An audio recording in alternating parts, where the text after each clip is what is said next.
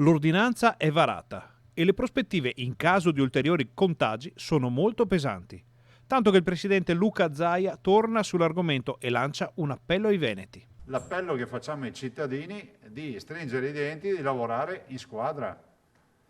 Il provvedimento non deve essere una sfida per cercare di trovare, che so, faremo l'happy hour a mezzogiorno perché a mezzogiorno si può stare in piedi, piuttosto che posso inventarmi altre soluzioni funamboliche per dimostrare che comunque c'è ancora vita oltre il buio. Cioè, qui siamo semplicemente a chiamare tutti, è una chiamata di popolo anche a un senso civico e anche di rispetto nei confronti dei pazienti da un lato, ma anche dei tanti nostri operatori che non sono poco in difficoltà negli ospedali.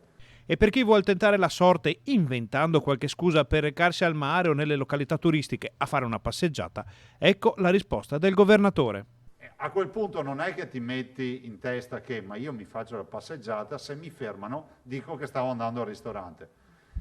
Sì, hai scoperto l'acqua calda, ma non hai fatto un'azione responsabile e solidale nei confronti di chi sta lavorando in ospedale e di chi sta male. Quindi evitate di fare ste robe. Quindi l'invito per questo fine settimana è molto chiaro. Domenica tutti i negozi sono chiusi, ma noi l'abbiamo fatto per dare, come si può dire, un ulteriore incentivo al fatto di non andare nei centri cittadini, nelle strade affollate per i pedoni, di non andare al mare, di non andare in montagna, di non andare, guarda, mi spiace parlare così, di non andare al lago. Non è il caso in queste 2 settimane, fate questo sacrificio.